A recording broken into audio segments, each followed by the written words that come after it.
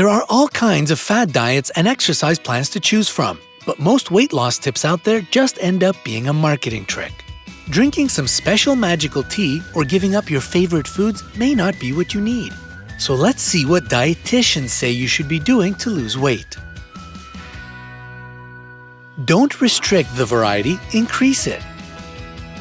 Whoever said you have to give up your favorite dishes or that your plate should have very limited food options sure needs to check their facts. You should actually add a little extra on that plate. Just make sure that it's plenty of veggies or nuts. Rebecca Stritchfield, a registered dietitian and author of the book Body Kindness, explains, when you focus more on what you add into your healthy eating patterns, like having a side of veggies on pizza night rather than taking away foods you love, you free yourself from the diet crazies. You silence the constant thoughts about food and build trust with your body in a more positive way. So stop torturing yourself with impossible restrictions. Watch your portions. Your dietitian tells you that oatmeal is good for you, so you decide to incorporate it into your diet. But you end up preparing it with loads of butter and help yourself to a second or even third serving. The hard fact is that you could have actually had a big juicy burger instead. Quantity, quality, and portions are extremely important.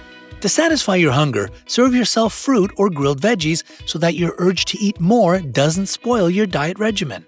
Another tip suggested by the Cornell University Food Lab is to contrast the color of your food with your plate. Such an obvious color difference will help you realize just how much food you have. Give credit where credit's due, to you. You finally lose weight and you can't wait to show off your before and after pictures with your friends.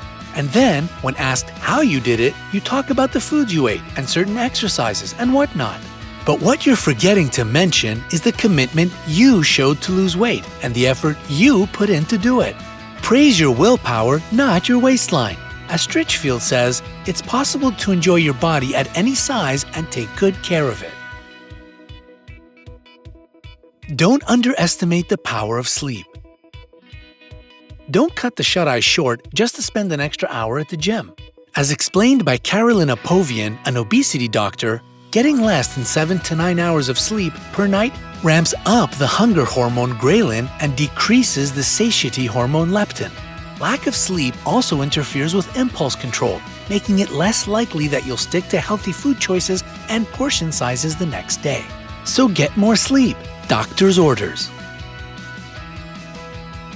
You're not dieting to look good, but to feel good. People generally associate dieting with weight loss, but it's so much more than that. According to Shante Weigand, a naturopathic doctor and director of education at the Synergy Company, losing weight is about more than the number on the scale. Following fad diets may promote quick weight loss, but the results are typically fleeting and may lead to even greater weight gain once you go back to your usual eating patterns. To lose weight for good, you need to adopt an all-around lifestyle change that includes what you eat, how you prepare food, and how often you move your body. You've got to keep track of the calories.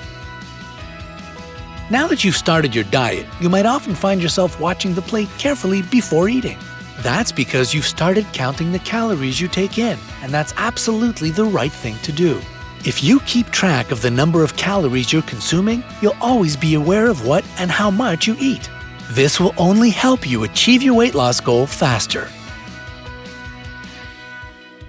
Don't follow the herd. Choose your diet wisely. There are so many diets gaining popularity these days that it'll make your head spin. Keto, vegan, paleo, low-fat, which one to choose? The mistake lots of people make is following a certain diet just because it worked for someone they know. Dr. Weigand explains, what works for one person could make someone else ill or simply won't be effective. Assess your own body first and choose a diet plan that's suited for you personally. Snacking isn't as bad as you think.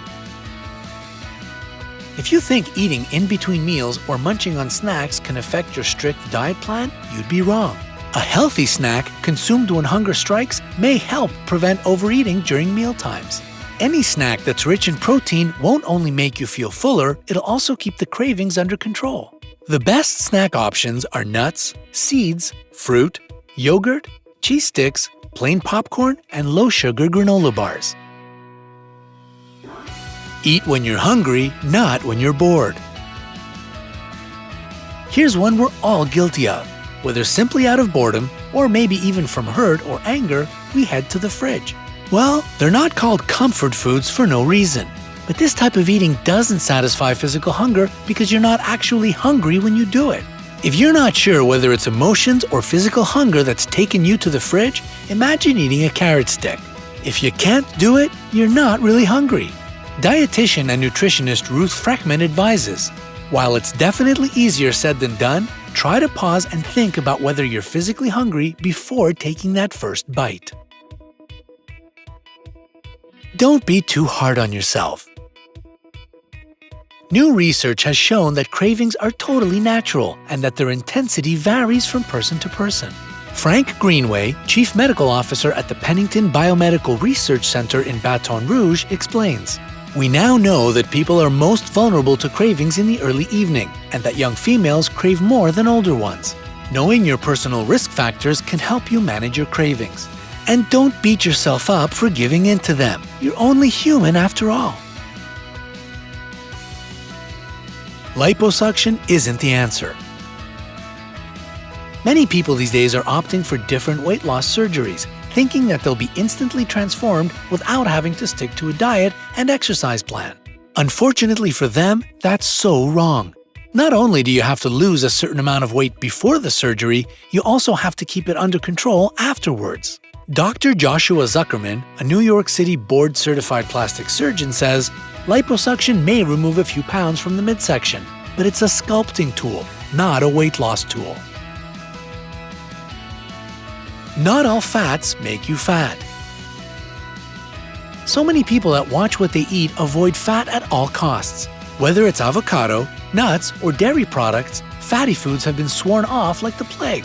While it's obvious that these products do have fats, these are essential fats that don't hamper weight loss, but in fact help it.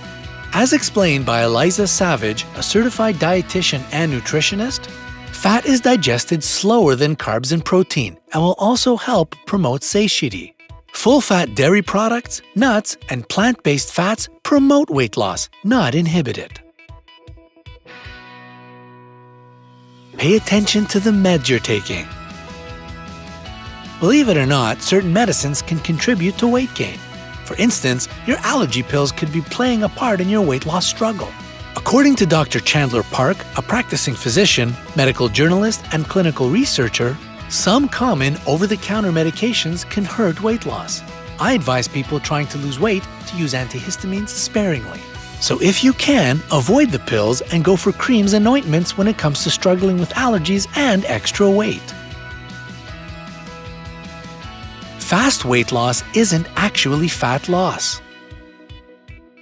You've been struggling for months or even years to lose weight, yet a friend of yours manages to drop a crazy number of pounds in just a couple of weeks.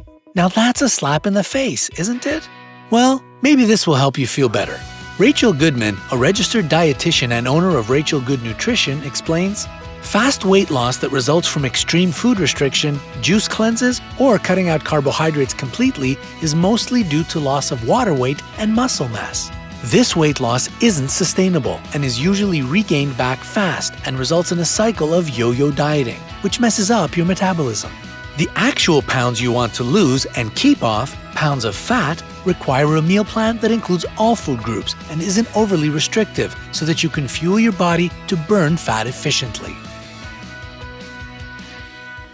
Fiber can help you lose weight quicker. A fiber-rich diet will always get a dietitian's stamp of approval, but you've got to do it right. A lot of people believe that by including fiber in their diet, they can achieve their weight loss goals in the quickest way possible. However, this is just half the truth. According to dietitian Brooke Ziegler, when adding fiber to your diet, it's very important to drink water throughout the day to prevent bloating. It's also encouraged to eat protein with fiber since it promotes satiety. Which recommendations do you follow to lose weight? Tell us in the comments below. Don't forget to share this video with your friends and click subscribe to stay with us on the bright side of life.